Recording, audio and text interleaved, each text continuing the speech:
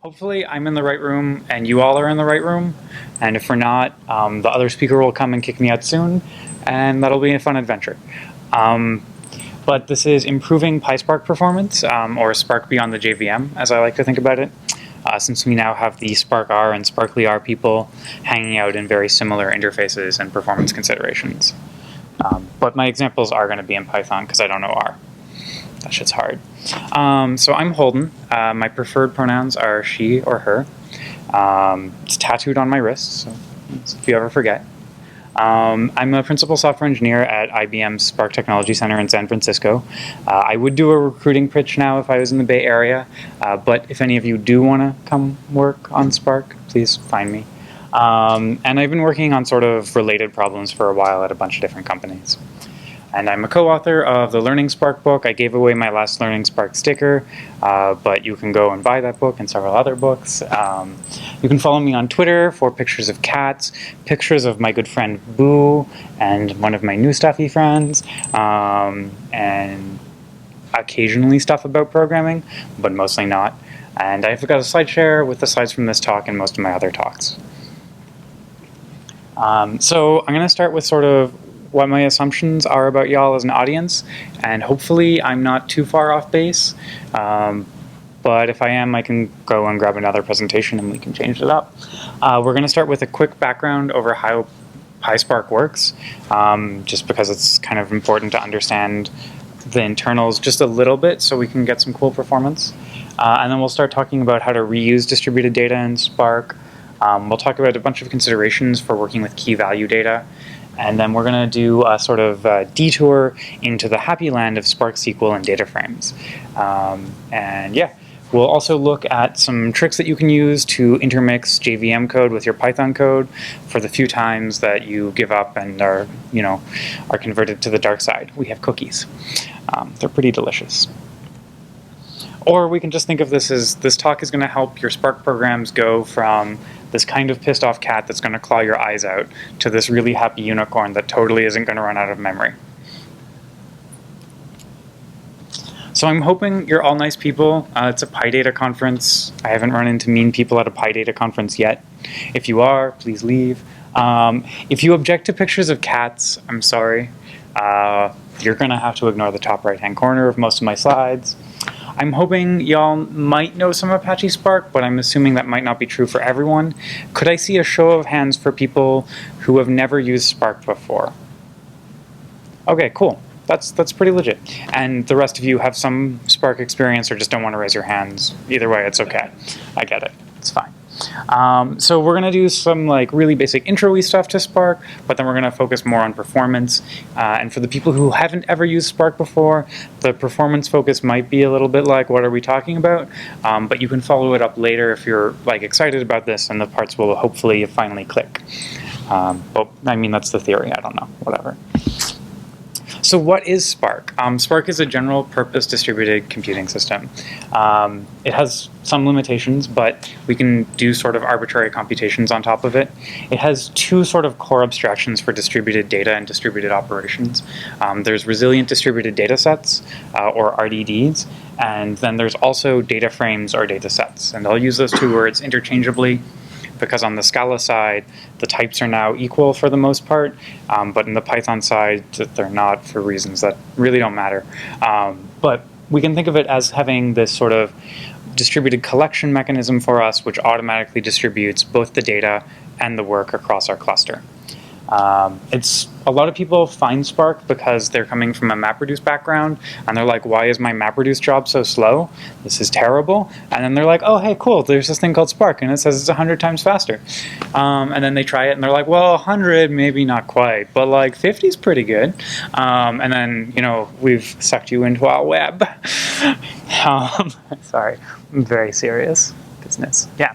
And so one of the really cool things about Spark compared to other parts of the Hadoop ecosystem, and this does have some downsides. I'm supposed to stand next to the mic, sorry.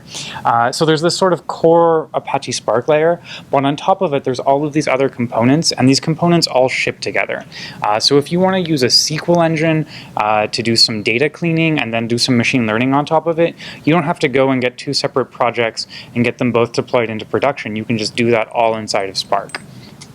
which is kind of cool, right? Because none of us really do machine learning on its own. We always have to do some data prep, unless you have 6 junior analysts locked up in your basement. In which case, please share. I don't want to do data cleaning anymore. There's also streaming.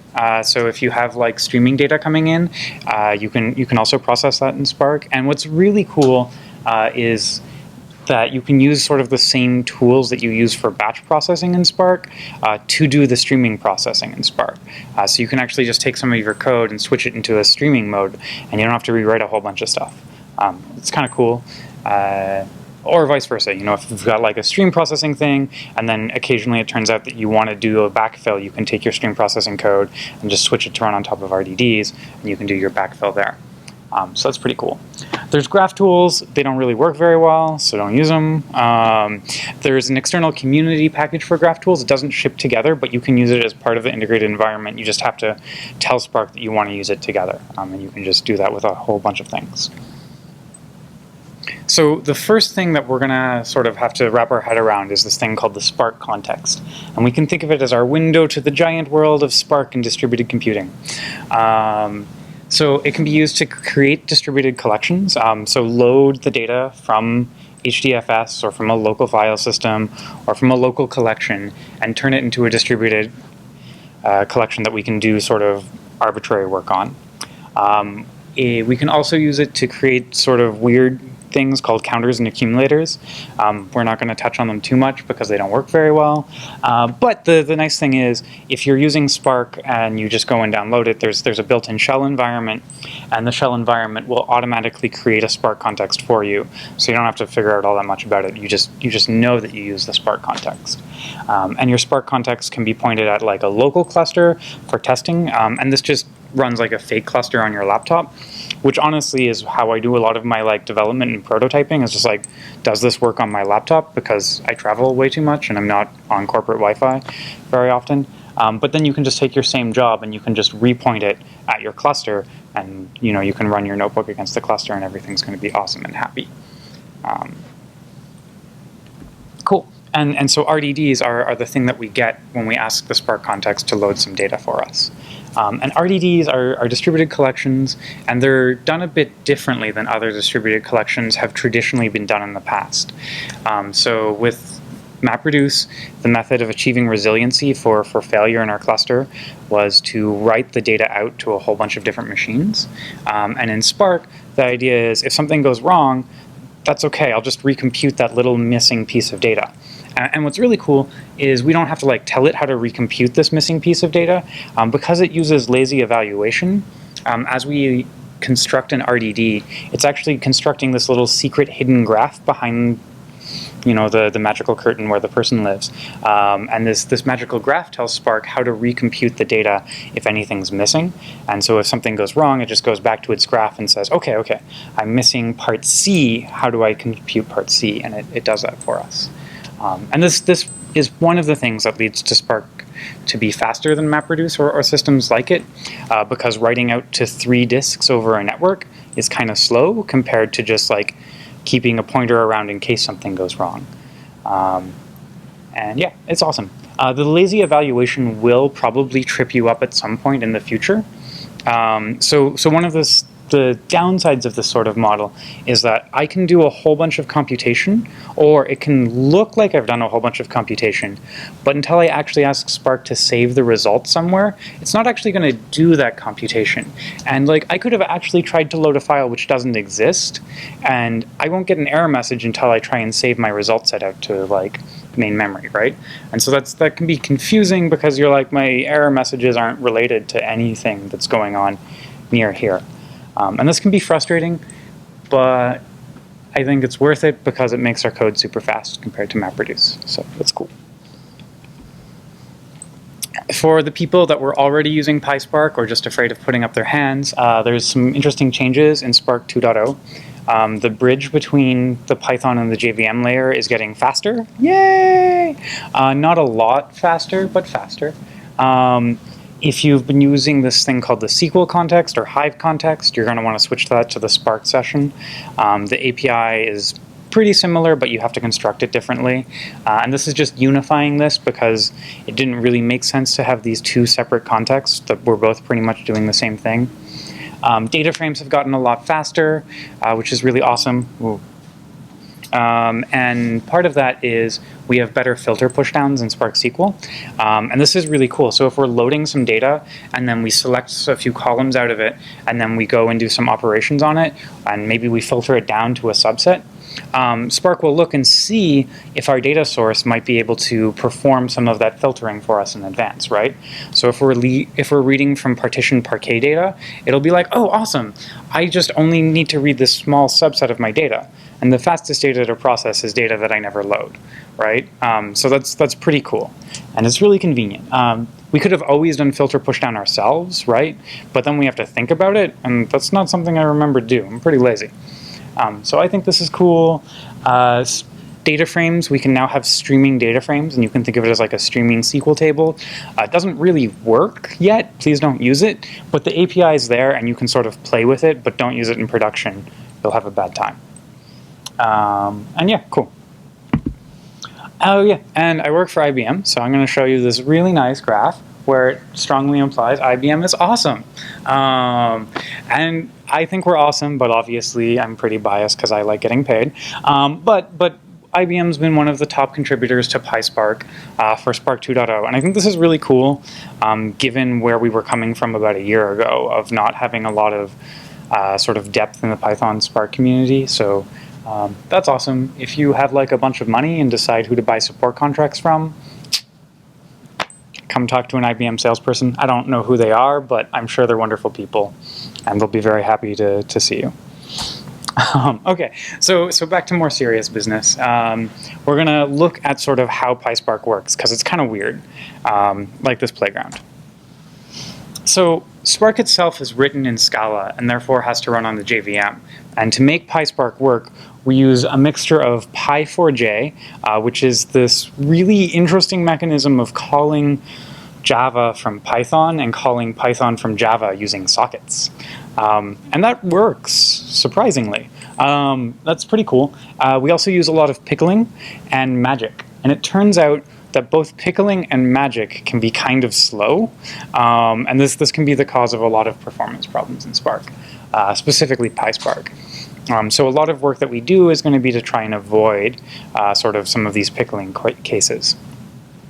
Spark SQL really is the place where we can go to avoid some of this. So Spark SQL works by keeping the data in the JVM for a really long time and performing a lot of our actual operations in the JVM as opposed to performing them in Python.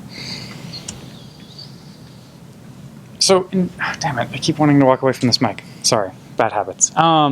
So in general, this looks like on our driver program, and we can think of this is just the program which you're running your shell in. We have a Python process, and it's talking to the JVM over a Py4j bridge.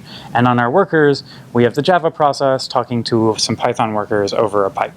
And the Java process is going to be the thing that's going to go out to HDFS and fetch data, parse Parquet, do all of those fun things for us. But our Python process is going to be the thing which runs our actual like Python code. And so this is the general architecture. It also demonstrates that I do not have a designer working with me, as you can see. So yeah, the double serialization cost is something that I'm going to keep talking about because it really hurts me. Python worker startup takes a bit of more time than a regular worker does in Sparkland. And there's some tricks that it tries to do to reuse it, but it doesn't always work. So sometimes your jobs will be a little bit slower just because there's this overhead of restarting Python, which isn't great. Really, the biggest problem that I've had with PySpark is that the error messages make no sense, like just none.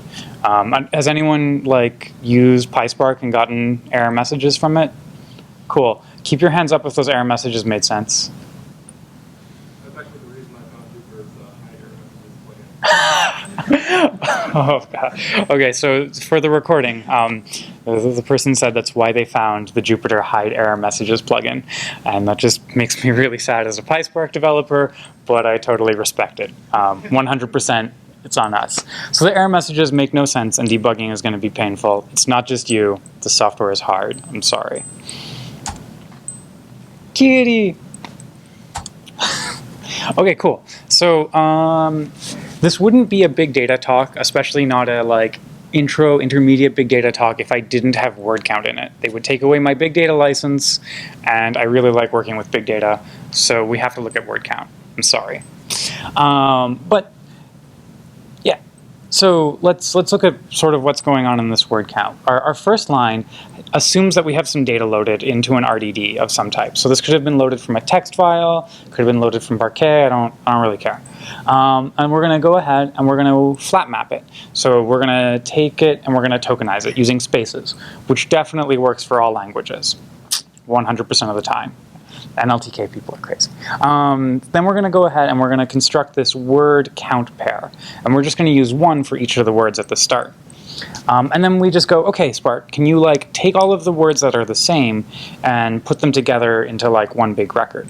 And this is really important because our flat map and our map have been happening on all of the worker machines, and each worker machine will have like some of the data, but it won't necessarily have the data about the words unless the input was already pre-sorted in some way, right? Like, so it won't have all of the data about the same word. So we need to do a shuffle, and that's where we sort of take the keys and we hash them and then we send them to different machines, and we're happy.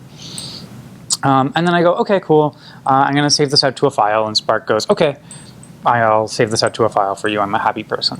So that's awesome. And then I'm like, well, I'm actually parsing log data, so in addition to seeing like the different word counts, I want to see how many warning messages or errors, warning messages there are in my data. So I have the second task, and it's pretty simple. There's also, it's just a filter, and filter on RDD behaves very similar to like a filter on a normal Python collection. And so we just give it this Lambda expression, and that Lambda expression gets sent off onto the workers for us. And it runs this, and it gives us back a count. And I can just like print this count, it's a normal number.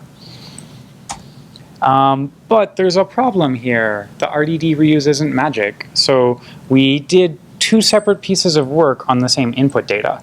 And because we didn't tell Spark we were going to do that, it's actually had to load our input data twice. And that previous part about the fastest data to process is the data I don't have to load, not the fastest data to process is the data I load twice.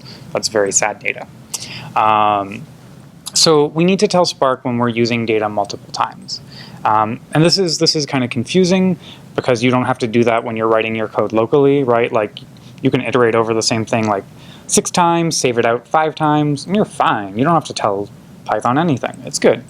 But Spark is actually, going to try and clean up once it's done doing its job. And so we need to tell Spark, no, please hang on to this for me. This is important.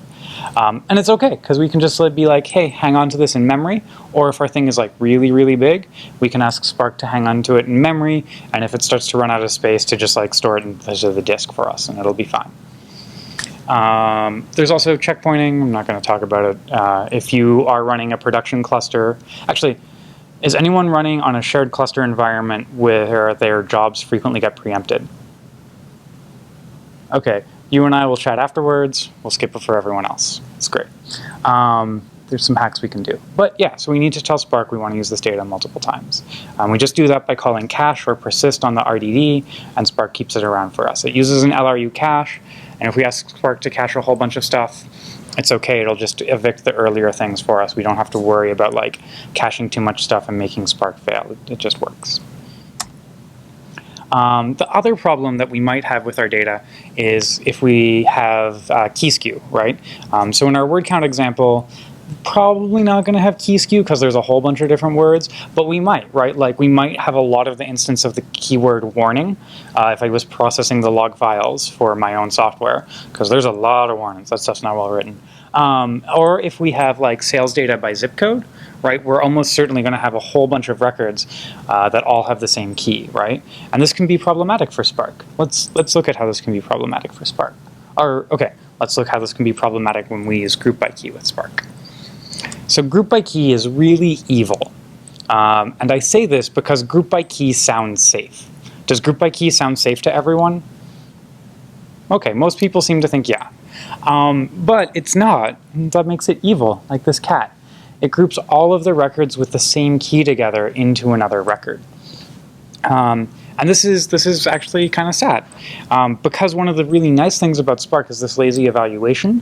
And normally what that means is that Spark is able to have this graph and optimize this graph of what we've asked it to do. But there's a catch. It isn't able to peer inside of our lambda expressions. So when we've done our group by key, and then afterwards we sum the values, Spark isn't able to know that what we're doing is summing the values. All it knows is we have some lambda expression. It can't tell what we actually want to do.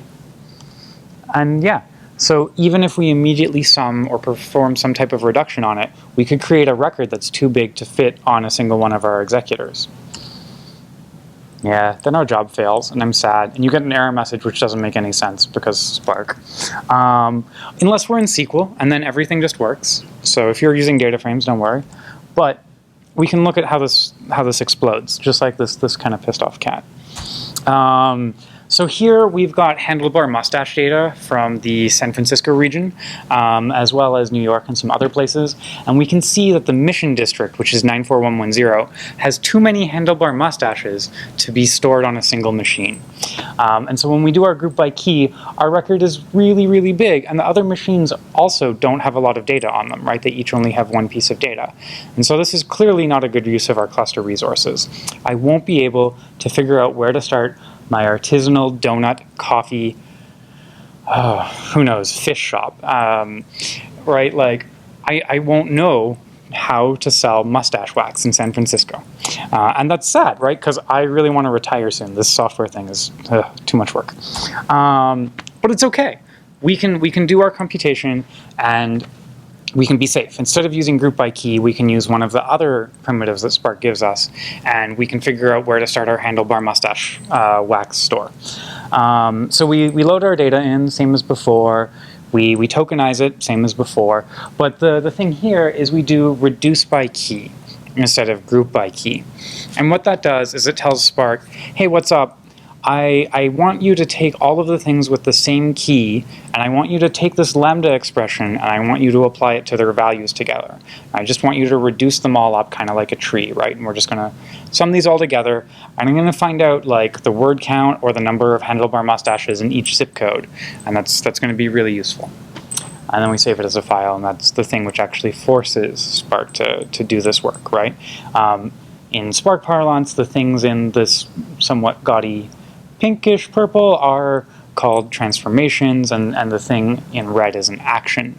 And so transformations don't normally cause Spark to do work, and actions are the part that force Spark to do work.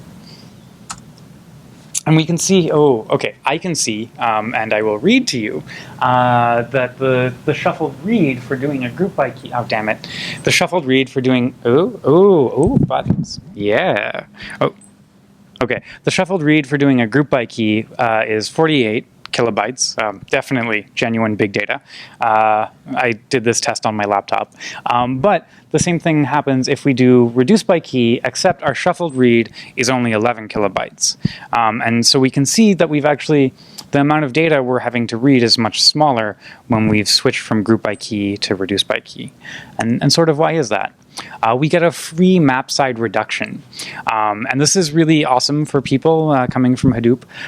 Essentially, Spark goes, hey, what's up? You gave me this lambda expression. I'm going to apply it locally on each of my workers for all of the keys that are the same, and then I'll do my network transfer. And then I'll reapply it after I've done my shuffle.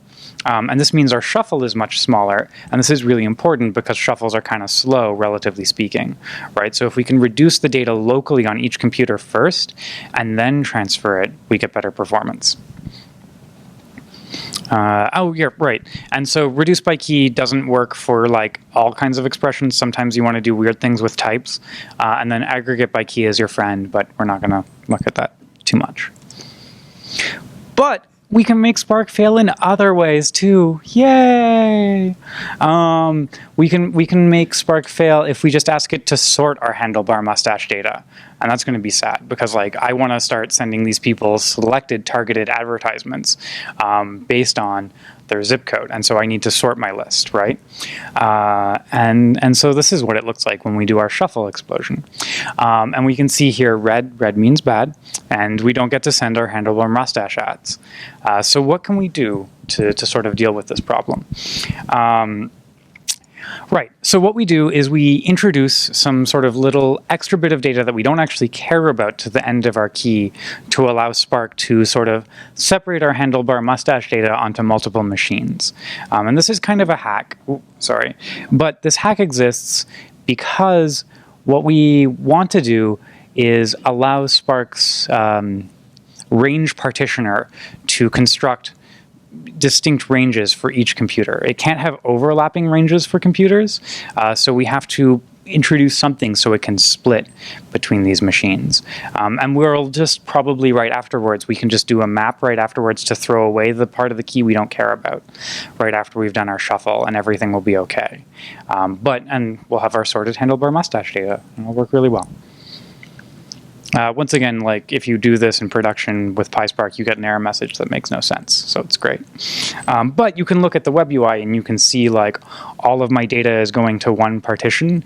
That's probably a sign that one of these types of things is happening, and you can look at your code and try and figure out which it is.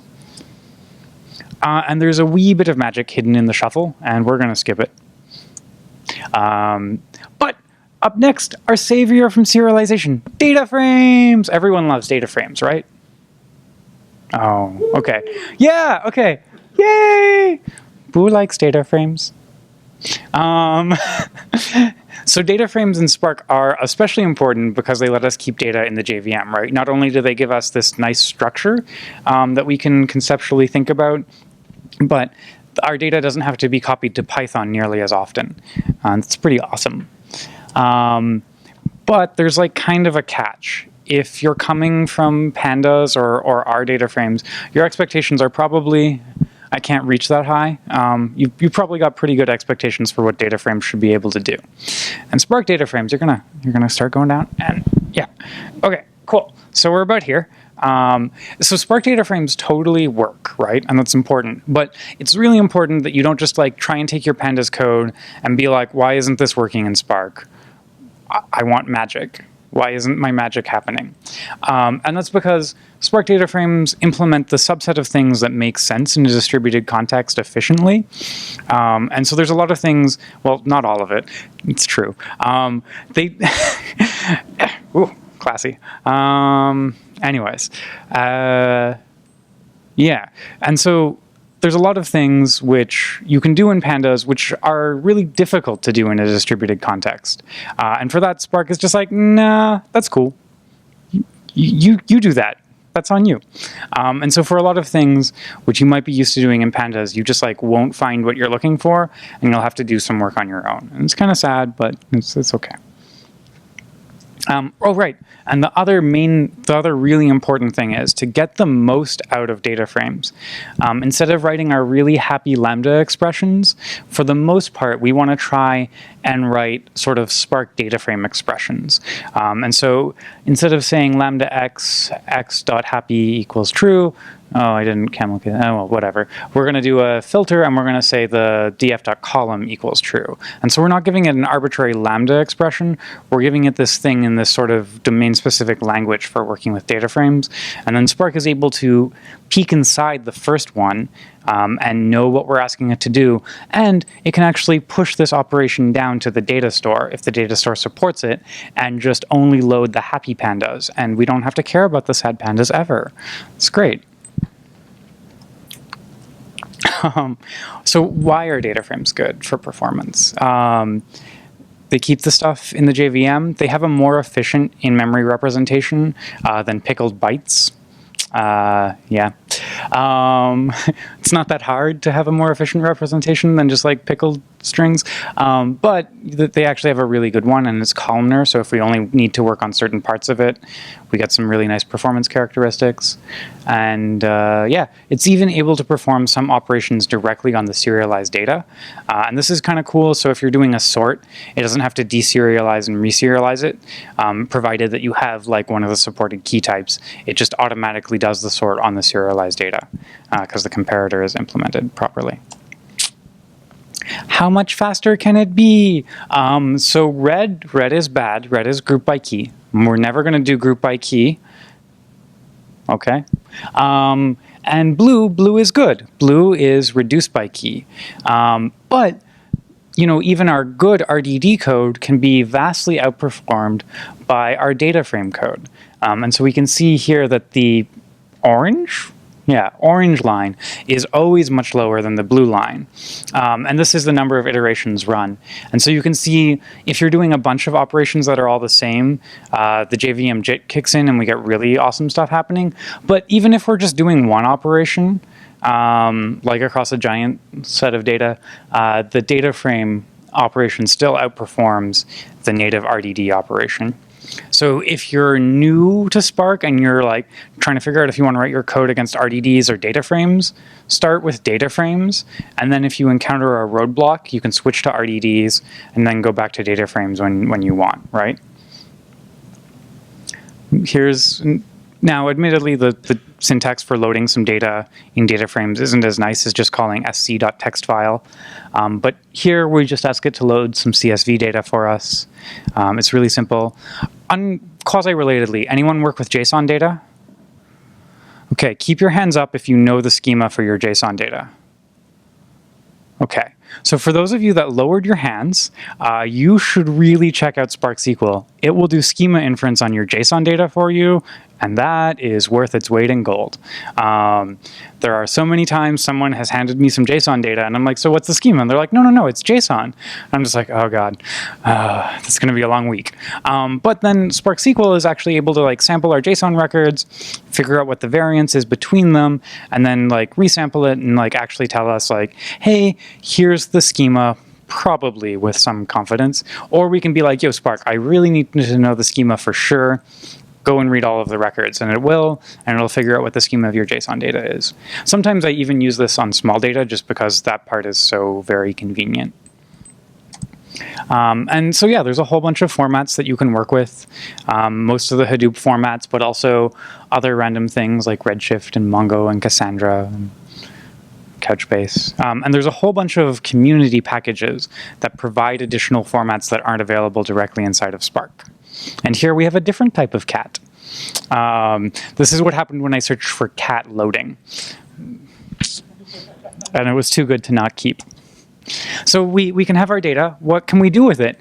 Well, because this is like an intro-y-ish big data course, we're going to do word count again. It's going to be super exciting. We could do other things too, but we're going to do word count. Oh, we could print the schema. But come on, let's do word count. No, I want my word count. There we go. So we're going to do word count. Very exciting stuff. So we load some data, and then we select just the text part of our data, and then we go ahead and we do this flat map. If you're already using Spark 2.0, you actually have to turn it into an RDD to apply an arbitrary lambda expression to it. If you're in Spark 1.6, you don't have to do that, and so this code is valid Spark 1.6 code. It just implicitly turns into an RDD behind the scenes for you. And then we go ahead and we take our word, and instead of making a tuple, we make a row, and Spark SQL is able to understand rows. We could also have used a tuple, but then we couldn't have given it these nice names. So we could have, but Spark doesn't understand name tuples super well. But so we've got like this nice thing. So we go ahead, we turn it into the word and the count number 1. We group it together by word, and then we do the sum. And you're probably like, Holden, you told me never to use groupby. You're lying. You're a terrible person. And the answer is we can use groupby in Spark SQL because it doesn't have this arbitrary lambda expression. It's actually able to say, oh, I don't need to actually group my records together. What I actually want to compute is the sum. And we could do any other type of aggregation here. We could compute a whole bunch of variance statistics or whatever we want to do. And Spark SQL would know how to sort of compute that locally on each machine, then shuffle the required data and finish the compute. And then we get really awesome performance. Yay! But this isn't as awesome as it could be, right? That flat map part is still going to be comparatively slow to someone writing in Scala. But that's okay. We can mix Python and Java code together for a sort of weird-looking Frankenstein that runs very quickly. DataFrames are really the best example of how to do this. You can do stuff with RDDs in the JVM. It's just going to be really hard because you have to parse pickled bytes in the JVM, and there's not like a lot of good tools for doing that. So I'm going to focus on how to do this with DataFrames. So you can go and get your Scala or Java developer and be like, I need this function. It needs to go really fast. I'm running it on a lot of data. Please make this function for me. And then after you buy them a cup of coffee or however you bribe people in your organization to do work for you, they write this little function for you, and you can now call it from Python, and it's going to be pretty awesome. And the catch is it's going to be pretty awesome, but we're going to use a whole bunch of internals to do it. And using internals we can go real fast, but like it's probably not going to work tomorrow. You'll have to update your code when you update Spark. And I'm sorry, I wish these things weren't internals, but I totally understand why they are. They're very much implementation details. So let's look at using that. So here we go ahead, and our Spark context actually has a pointer to the JVM. So we can go ahead and we can say, hey, I want to register my UDFs that my Java friend gave me. And we can just like ask Spark to register these UDFs for us, and everything will be awesome and happy, and we can start using those JVM UDFs from Python directly. If anyone's working with over 1 billion columns, the schema is serialized as JSON from the JVM to Python, and you're going to have a bad time if you try and access the schema information, so don't do that. There's this really handy function on Spark DataFrames called toPandas, and what it does is it takes a distributed data frame and it converts it into a local pandas data frame. And obviously we can only do this once we've filtered our data down enough or subset it in some way. But it's important to remember, like, this is essentially calling collect, and in Spark, calling collect is kind of slow because it brings all the data back to a single node, and that's not really fast, right? It's much faster to save it out to a distributed system than bringing it back to a single node. Another cool thing that we can do with DataFrames is we can join them together. And inadvertently, if we join a data frame with itself and we have a lot of key skew, we can accidentally do the cross product. And as I like to say, the cross product of big data and big data is an out-of-memory exception. So be careful with your joins, especially self-joins, because there's a chance they could explode. So look at your key distribution. Ooh, fancy 80s style graphics. PR number 13571 is unfortunately probably not going to get merged, but it makes things go really fast. And so I'm going to talk about it because I think it's cool. Actually, I'm just going to show you this graph because it's a really cool graph. And we can see here that the Python performance gets really close to the native Scala performance for this simple UDF. And it's really awesome. And if you want to review it, if any of you are like really excited about reviewing code in an open source project, which is having a debate over how it wants to manage its governance currently, you can go and check out this pull request. It'll be lots of fun.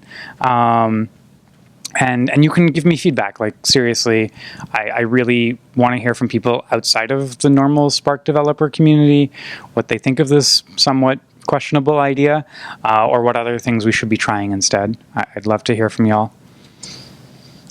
There's a future. We might integrate a bunch of things. We might make it so that you can take your Spark data frame and use Dask on top of it. And that would be really awesome. And you could do like really cool things, potentially. We could also do really fast interchange between Python and Spark, and that could be kind of cool. I really want anyone that has UDFs that they're willing to share with me, please share them with me so I can use them for my evil plan to benchmark and trick people into merging my code. Yeah, a bunch of resources. Really, the important one is you want to buy several copies of my book.